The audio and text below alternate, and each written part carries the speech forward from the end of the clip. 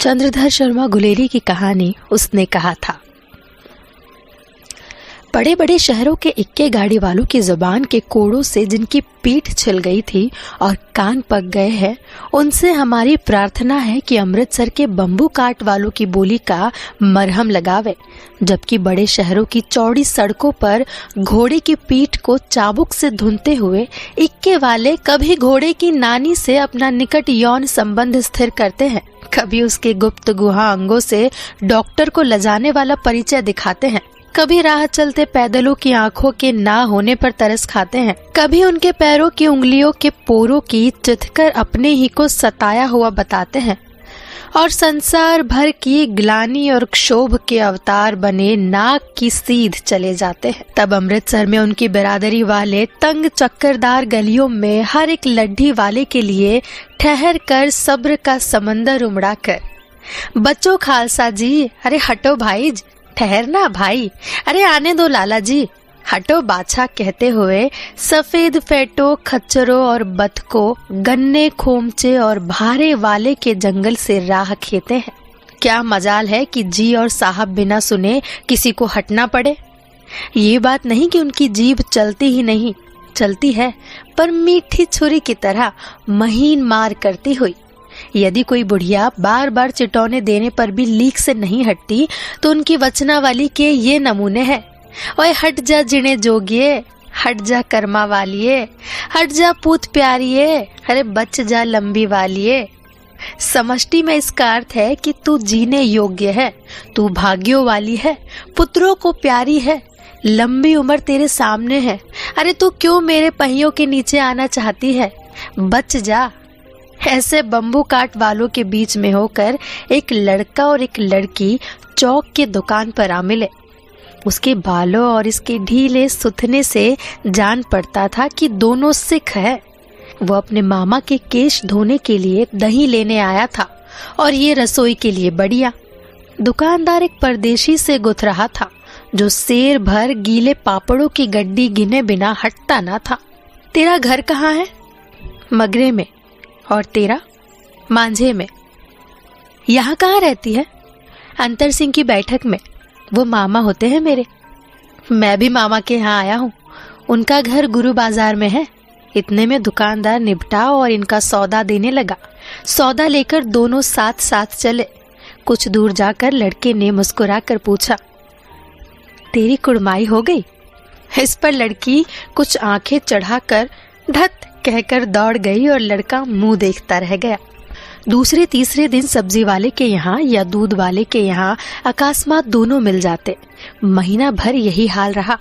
2-3 बार लड़के ने फिर पूछा, तेरी कुड़माई हो गई? और उत्तर में वही धत मिला। एक दिन जब फिर लड़के ने वैसे ही हंसी में चढ़ाने के लिए पूछा तो लड़की लड़के की संभावना के विरुद्ध बोली, हाँ हो गई। कब? कल। देखते नहीं ये रेशम से कड़ा हुआ दुपट्टा? और लड़की भाग गई। लड़के ने घर की सीध ली। रास्ते में एक लड़के को मूरी में ढकेल दिया। एक छाबड़ी वाले की दिन भर की कमाई खोई। एक कुत्ते को पत्थर मारा और गोभी वाले ठेले में दूध उंडेल दिया। सामने नहाकर आती हुई किसी वैष्णवी से टकराकर अंधे की उपाधि पाई। तब कहीं जाकर लड़का घर पहुंचा। होश में आओ, कयामत आई है और लपचन साहब की वर्दी पहनकर आई है। क्या? लपचन साहब या तो मारे गए हैं या कैद हो गए हैं। उनकी वर्दी पहनकर कोई जर्मन आया है।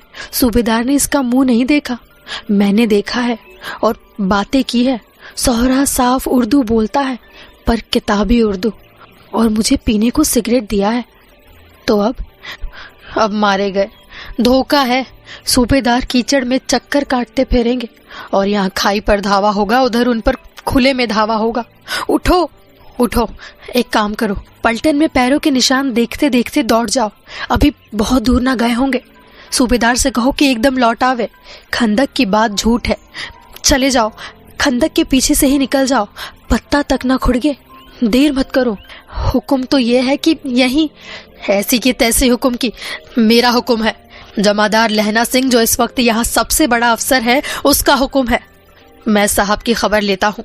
पर यहाँ तो तुम 8 ही हो। 8 नहीं 10 लाख। एक एक अकालिया सिख 1.25 लाख के बराबर होता है। चले जाओ।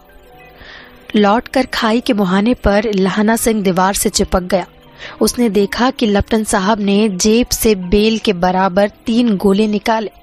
तीनों को जगह जगह खंदक की दीवारों में घुसेड़ दिया और तीनों में एक तार सा बांध दिया। तार के आगे सूत की गुत्थी थी जिसे सिगड़ी के पास रखा।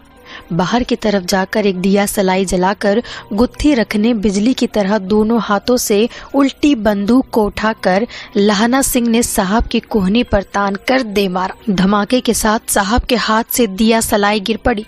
लहाना सिंह ने कुंदा साहब की गर्दन पर मारा और साहब चित्त हो गए। लहाना सिंह ने तीनों गोले बिनकर खंदक के बाहर फेंके और साहब को घसीटकर सिगड़ी के पास लटाया। जेबों की तलाशी ली। 3-4 लिफाफे और एक डायरी निकालकर उन्हें अपनी जेब के हवाले किया। साहब की मूर्छा हटी। लहाना सिंह हंसकर बोला, क्यों लेफ्टिनेंट साहब, मिजाज कैसा है? आज मैंने बहुत बातें सीखी। ये सीखा कि जगाधरी के जिले में नील गाय होती है और उनके 2 फुट 4 इंच के सींग होते हैं। ये सीखा कि मुसलमान खान सामा मूर्तियों पर जल चढ़ाते हैं और लेफ्टिनेंट साहब खोते पर चढ़ते हैं। पर ये तो कहो, ऐसी साफ उर्दू कहाँ से सीखा है? हमारे लेफ्टिनेंट साहब तो बिना डैम के 5 लफ्ज भी नहीं बोला करते थे।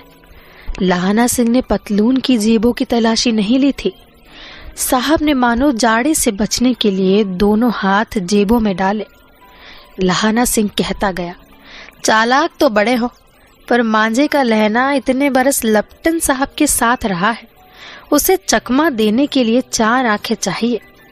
3 महीने हुए एक तुर्की मौलवी मेरे गांव आया था। औरतों को बच्चे होने का ताबीज बांटता था और बच्चों को दवाई देता था। चौधरी के बड़ के नीचे मंजा बिछाकर हुक्का पीता रहता था और कहता था कि जर्मनी वाले बड़े पंडित हैं। वेद पढ़ पढ़कर उसमें से विमान चलाने की विद्या जान गए हैं। गौ को नहीं मारते, हिंदुस्तान में आ जाएंगे तो गौ हत्या बंद कर देंगे। मंडी के बनियों को बहकाता था कि डाक खाने से रुपए निकाल लो, सरकार का राज्य जाने वाला है। डाक बाबू पोहलू राम भी डर गया था। मैंने मुल्ला की दाढ़ी मूंद दी थी और गांव से बाहर निकाल कर कहा था कि जो मेरे गांव में अब पैर रखा तो। तभी साहब की जेब में से पिस्तौल चला और लहना की जांघ में गोली लगी। इधर लहना की हेनरी मार्टिन के 2 फायरों ने साहब की कपाल क्रिया कर दी। धड़ाक सुनकर सब दौड़ आए। बौधा चिल्लाया, लहना सिंह, मैंने उसे तो यह कहकर सुला दिया था कि हड़का कुत्ता आया था, मार दिया, और औरों से सब हाल कह दिया। बंदूकें लेकर सब तैयार हो गए हैं। लहना ने साफा फाड़ कर घाव के दोनों तरफ पट्टियां कसकर बांधी। घाव मांस में ही था। पट्टियों के कसने से लहू बंद हो गया। इतने में 70 जर्मन चिल्लाकर खाई में घुस पड़े। सिखों की बंदूकों की बाढ़ ने पहले धावे को रोका, दूसरे को रोका, पर यहाँ थे 8। लहना सिंह तक तक कर मार रहा था। वो खड़ा था और लेटे हुए था और वे 70 अपने मुर्दा भाइयों के शरीर पर चढ़कर जर्मन आगे घुस आते थे। थोड़े मिनटों में वे अचानक आवाज आई, वाहेगुरु जी की फतेह, वाहेगुरु जी दा खालसा, और धड़ाधड़ बंदूकों के फायर जर्मनों की पीठ पर पड़ने लगे। ऐन मौके पर जर्मन 2 चक्के के पाटों के बीच में आ गए। पीछे से सूबेदार हजारा सिंह के जवान आग बरसाते थे और सामने से लहाना सिंह के साथियों के संगीन चल रहे थे। पास आने पर पीछे वाले ने भी संगीन पिरौनी शुरू कर दी। एक किलकारी और अकाल सिखा दी फौज आई। वाहेगुरु जी दी फतेह, वाहेगुरु जी दा खालसा, सत श्री अकाल, और लड़ाई खत्म हो गई। 63 जर्मन करहा रहे थे। सिखों में 15 के प्राण गए। सूबेदार के दाहिने कंधे में से गोली यार पार निकल गई। लहाना सिंह की पसली में एक गोली लगी। उसने घाव को खंदक की गीली मिट्टी से पुर लिया और बाकी का साफा कसकर कमरबंद की तरह लपेट लिया। किसी को खबर नहीं हुई कि लहाना के दूसरा घाव भारी घाव लगा है। लड़ाई के समय चांद निकल आया था, ऐसा चांद जिसके प्रकाश में संस्कृत कवियों का दिया हुआ क्षयी नाम सार्थक होता है, और हवा ऐसी चल रही थी जैसे कि बाण भट्ट की भाषा में दंत वीड़ो पदेशाचार्य कहलाती। वजीरा सिंह कह रहा था कि कैसे मन मन भर फ्रांस की भूमि मेरे बूटों से चिपक रही थी। जब मैं दौड़ा दौड़ा सूबेदार के पीछे गया था। सूबेदार लहना सिंह से सारा हाल सुना और कागजात पाकर उसकी तुरंत बुद्धि को सराह रहे थे और कह रहे थे कि तू ना होता तो आज सब मारे जाते। इस लड़ाई की आवाज 3 मील दाहिनी ओर की खाई वालों ने सुन ली थी। उन्होंने पीछे टेलीफोन कर दिया था। वहां से झटपट 2 डॉक्टर और 2 बीमार ढोने की गाड़ियां चली, जो कोई 1.5 घंटे के अंदर अंदर आ पहुंची। फील्ड अस्पताल नजदीक था, सुबह होते होते वहां पहुंच जाएंगे, इसलिए मामूली पट्टी बांधकर एक गाड़ी में घायल लिटाए गए और दूसरी में लाशें रखी गई। सूबेदार ने लहना सिंह की जांघ में पट्टी बंधवानी चाही।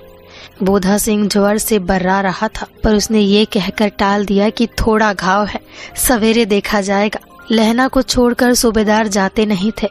ये देख लहना ने कहा, तुम्हें बोधा की कसम है और सूबेदार जी की सौगंध है जो इस गाड़ी में ना चले जाओ। और तुम मेरे लिए वहां पहुंचकर गाड़ी भेज देना, और जर्मन मुर्दों के लिए भी तो गाड़ियां आती होगी। मेरा हाल बुरा नहीं है, देखते नहीं मैं खड़ा हूं। वजीरा सिंह मेरे पास ही है।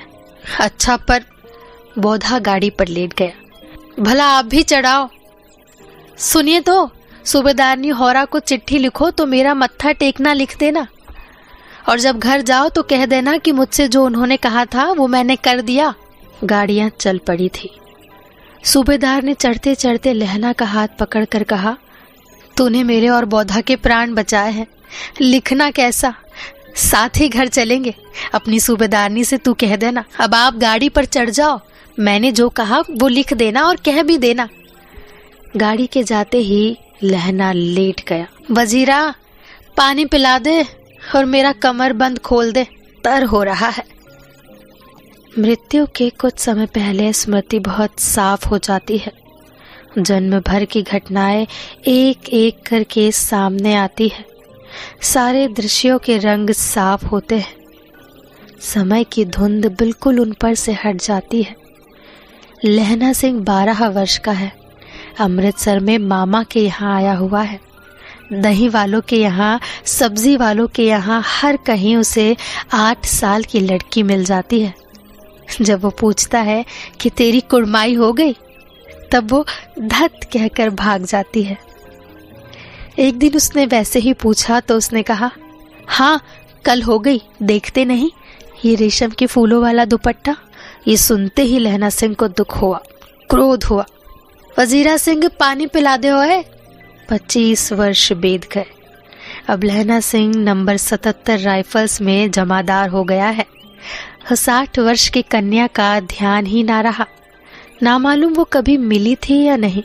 7 दिन की छुट्टी लेकर जमीन के मुकदमे की पैरवी करने वो घर गया।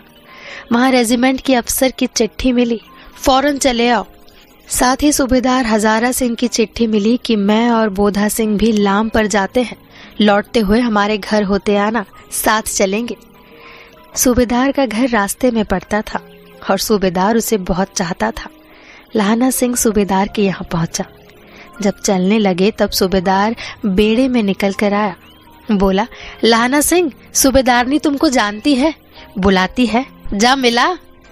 लहना सिंह भीतर पहुंचा। सूबेदारनी मुझे जानती है? कब से? रेजिमेंट के क्वार्टरों में तो कभी सूबेदार के घर के लोग रहे नहीं। दरवाजे पर जाकर मत्था टेकना कहा। असीस सुनी।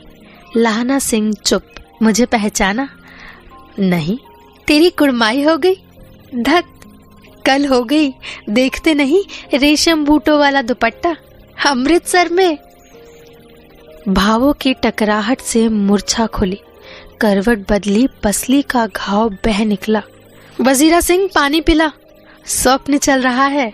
सूबेदारनी कह रही है, मैंने तेनू आते ही पहचान लिया। एक काम कहती हूँ, मेरे तो भाग ही फूट गए। सरकार ने बहादुरी का खिताब दिया है, लायलपुर में जमीन दी है। आज नमक हलाली का मौका आया है, पर सरकार ने हम तिमियों की एक घगरिया पलटन क्यों ना बना दी, जो मैं भी सूबेदार जी के साथ चली जाती। एक बेटा है, फौज में भर्ती हुए उसे 1 वर्ष हुआ, उसके पीछे 4 और हुए, एक भी जिंदा नहीं रहा।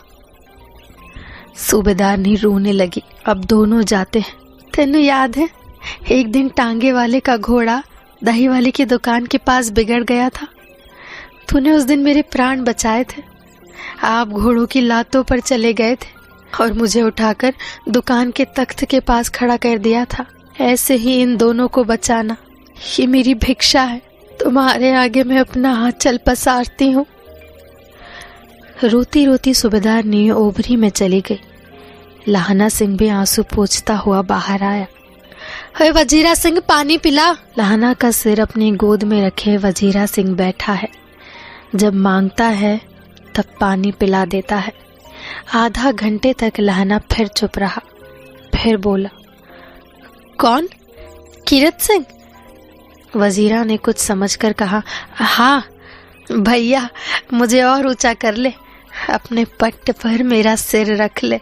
वजीरा ने वैसा ही किया। हाँ अब ठीक है, पानी पिला दे बस। अब के हाड़ में यहाँ आम खूब फलेगा। चाचा भतीजा दोनों यहीं बैठकर आम खाना। जितना बड़ा तेरा भतीजा है उतना ही बड़ा ये आम।